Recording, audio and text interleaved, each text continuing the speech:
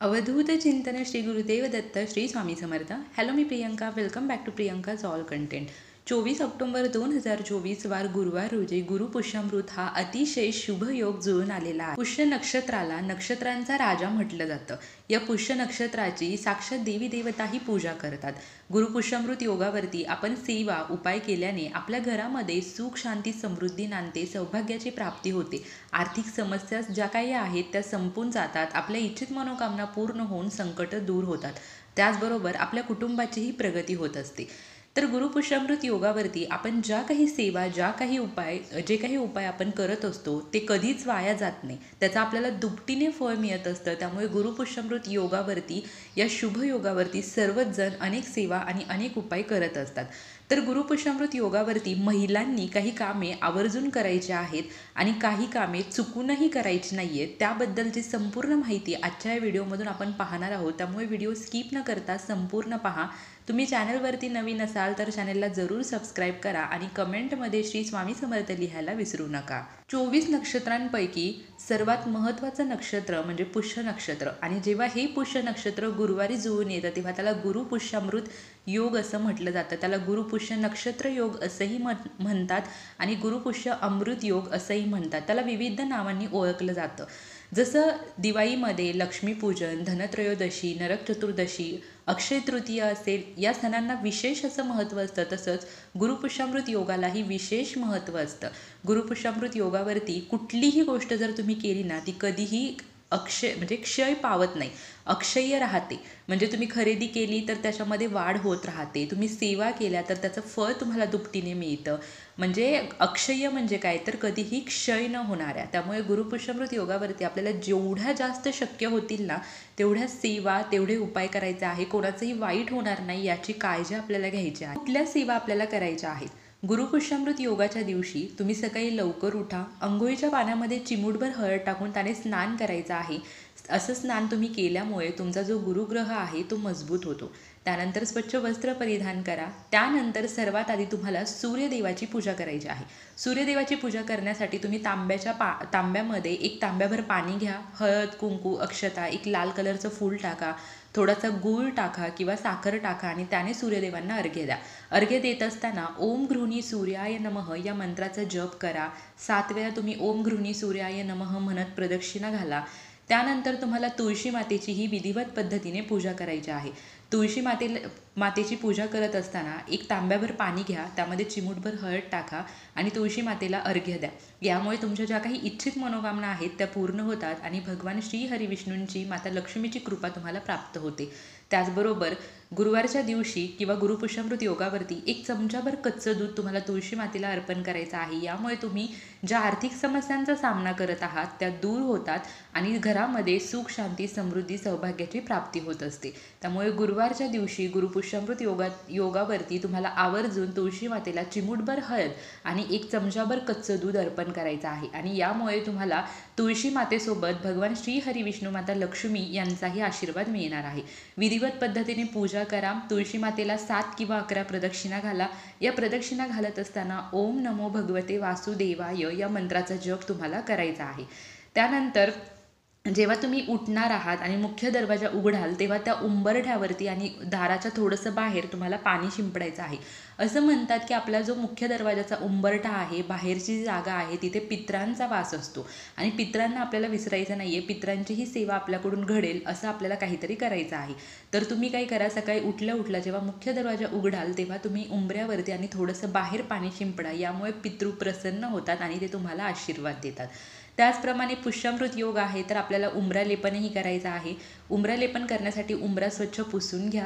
त्यानंतर तुम्ही थोडीशी हळद घ्या, थोडं अष्टगंध घ्या. त्यामध्ये तुम्ही गंगाजल किंवा गुलाब पाणी किंवा शुद्ध पाणी किंवा गोमूत्र मिक्स करून त्याचं तुम्हाला पेस्ट बनवायची आहे आणि उंबऱ्यावरती लेपन करायचं आहे. उंबऱ्याच्या दोन्ही साईडला शुभचिन्ह काढा. मग ती स्वस्तिक असतील, माता लक्ष्मीची पावलं असतील किंवा मग ओम असेल, अशी जी शुभचिन्ह आहेत ती काढायची आहे. उंबऱ्याच्या खाली रांगोळी काढायची आहे. या रांगोळीची, उंबऱ्याची हळद कुंकू अक्षता फुले वाहून पूजा करायची आहे. धूपदीप अगरबत्ती ओवाळायच्या आहे. जे मुख्य दरवाजा आहे त्या दरवाजावरतीही तुम्हाला कुंकवाने आणि कुंकवाने स्वस्तिक काढायचे आहेत आणि त्याच्यामध्ये हळदीचे 4 टिपके देऊन कडेने 2 लाईन काढायच्या आहेत. उंबऱ्याची, दरवाजाची, मुख्य दरवाजाची तुम्हाला पूजा करायची आहे. असं केल्याने तुमच्या घरातील नकारात्मक शक्ती निघून जाते, घरामध्ये सकारात्मक शक्तीचा संचार होतो आणि नकारात्मक शक्ती घरात प्रवेशही करू शकत नाही. त्यामुळे आणि वास्तुदेवता आपल्यावरती प्रसन्न राहून वास्तुदोष काय असतील तर ते निघून जात असतात. त्यामुळे उंबरा लेपन आपल्याला आवर्जून करायचं आहे. त्याबरोबरच तुमची नित्य देवपूजा तुम्हाला करायची आहे. गुरुवार आहे म्हटल्यावरती स्वामींचा अभिषेक तर आपल्याला करायचाच आहे. विधिवत पद्धतीने स्वामींचा अभिषेक करा, मूर्ती स्थापन करा, अष्टगंध लावा, फुले वाहा, धूपदीप अगरबत्ती ओवाळा. या दिवशी स्वामींच्याही सेवा तुम्ही करा. 11 माळी श्री स्वामी समर्थ मंत्र, 11 वेळा तारक मंत्र, श्री स्वामी चरित्र सारामृत जे आहे त्याचा पूर्ण पाठ तुम्ही करा. म्हणजे गुरुपुष्यामृत योगावरती जेवढ्या सेवा जमतील ना तेवढ्या करण्याचा प्रयत्न करा. बघा त्याचे लाभ तुम्हाला मिळणार आहेत. आता गुरुपुष्यामृत योग म्हटलं तर भगवान श्री हरिविष्णू आणि माता लक्ष्मी यांचीही आपल्याला आवर्जून पूजा करायची आहे. तुम्ही या दिवशी विष्णू सहस्त्रनाम, कनकधारा स्तोत्र, महालक्ष्मी अष्टकम 16 वेळा आणि श्री सूक्तचा पाठ करायचा आहे. यामुळे भगवान श्री हरी विष्णू माता लक्ष्मी प्रसन्न होते. त्याचबरोबर गुरुपुष्यामृत योगावरती तुम्हाला आपल्या कुलदेवीला विसरायचं नाही आहे. आपली जी कुलदेवता आहे तिचंही तुम्हाला विधिवत पद्धतीने पूजन करायचं आहे. तुमच्या घरामध्ये जर कुलदेवीची मूर्ती असेल, टाक असेल, फोटो असेल किंवा श्रीयंत्र असेल, अन्नपूर्णा मातेची मूर्ती असेल, माता महालक्ष्मीची मूर्ती असेल, जे काही तुमच्याकडे असेल त्यावरती तुम्हाला कुंकुमार्चन ही सेवा करायची आहे. कुंकुमार्चन ही अतिशय प्रभावी सेवा आहे. तुम्ही तुमच्या कुठल्याही इच्छेसाठी कुंकुमार्चन गुरुपुष्यामृत योगावरती करू शकता. गुरुपुष्यामृत योगावरती जसं आपण उंबरा लेपन करतो, दरवाजाची पूजा करतो, तसंच तुम्हाला तुमच्या गॅसच्या ओट्याचीही पूजा करायची आहे. तुम्ही किचनमध्ये जो आपला गॅस असतो त्याच्यावरती जी पांढरी फरशी असते त्या फरशीवरती तुम्हाला शुद्ध तुपाने स्वस्तिक काढायचं आहे. त्या स्वस्तिकवरती हळद ओली करून त्या हळदीने परत त्या स्वस्तिकवरती तुम्हाला गिरवायचं आहे आणि परत कुंकुमाने गिरवायचं आहे. अशा प्रकारे स्वस्तिक काढा. मध्ये तुम्ही 4 टिपके द्या, कडेने 2 लाईन ओढा. त्याची गॅसवरती ही स्वस्तिक काढून त्याची हळद, कुंकू, अक्षता, फुले, धूपदीप अगरबत्ती ओवाळून पूजा करा. गॅसच्या ओट्याचीही पूजा करायची आहे. यामुळे अन्नपूर्णा माता प्रसन्न होते. अन्नपूर्णा मातेचं स्मरण करून तुम्हाला हे करायचं आहे आणि त्यामुळे तुमच्या घरामध्ये धनधान्याची कमतरता राहत नाही. तुमच्या घरातील कोणीही उपाशी राहत नाही आणि कोणी तुमच्या घरातून उपाशी जातही नाही. त्यामुळे विधिवत पद्धतीने तुम्ही पूजा करा आणि अन्नपूर्णा मातेचं स्मरण करा. याने अन्नपूर्णा माता प्रसन्न होऊन ती तुम्हाला आशीर्वाद देते.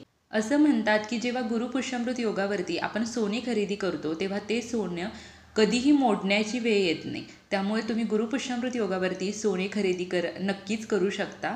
गुरुपुष्यामृत योगावरती तुम्ही ज्या विविध वस्तू तुमच्या घरामध्ये लागणार आहेत त्या खरेदी करू शकता. कारण जेवढं आपण खरेदी करू तेवढं त्याची दुपटीने वाढ होत असते. मग ते सोनं असेल, चांदी असेल, तुम्हाला काही इलेक्ट्रिकल वस्तू लागत असतील, घराची खरेदी असेल, जमिनीची खरेदी असेल, अशा अनेक गोष्टींची खरेदी तुम्ही या दिवशी आवर्जून करू शकता. आता ज्याप्रमाणे महिलेंनी गुरुपुष्यामृत योगावरती ही कामे आवर्जून करायची आहेत त्याचप्रमाणे काही कामं आवर्जून या दिवशी टाळायची आहेत. तर ती कोणती?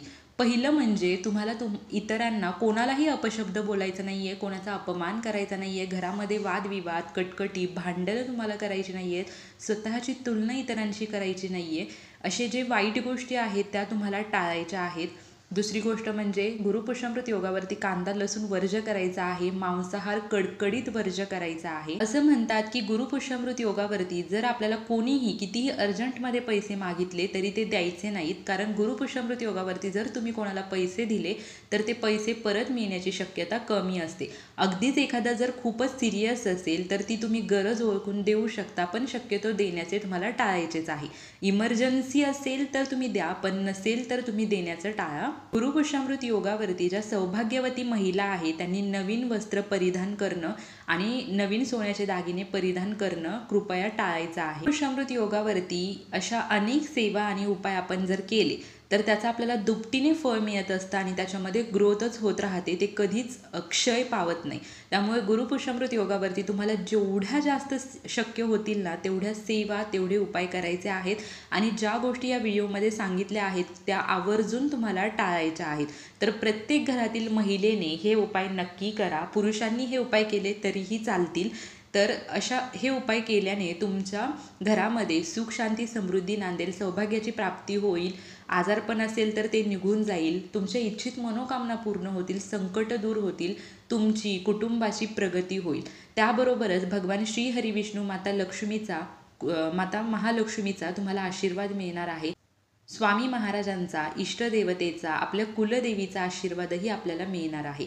त्यामुळे या शुभयोगावरती, या शुभतिथीवरती तुम्हाला या सेवा, हे उपाय करायचे आहेत आणि त्याचं दुपटीने फळ तुम्हाला प्राप्त करून घ्यायचं आहे. तर गुरुपुष्यामृत योग जो की 24 ऑक्टोबर वार गुरुवारी जुळून आलेला आहे, त्या दिवशी महिलांनी आवर्जून ही कामे करा, या सेवा करा आणि त्याचं पुण्यफळ तुमच्या पदरी पाडून घ्या, तुमच्या कुटुंबाची प्रगती करून घ्या आणि सर्व देवी देवतांचा आशीर्वाद प्राप्त करून घ्या. तर अगदी छोटीशी माहिती होती. झालेली सेवा मी स्वामींच्या चरणी अर्पण करते आणि तुम्हाला जर हा व्हिडिओ आवडला असेल तर व्हिडिओला लाईक, शेअर, कमेंट नक्की करा. कमेंटमध्ये श्री स्वामी समर्थ जरूर टाईप करा. Shri Swami Samarth. Bless you all.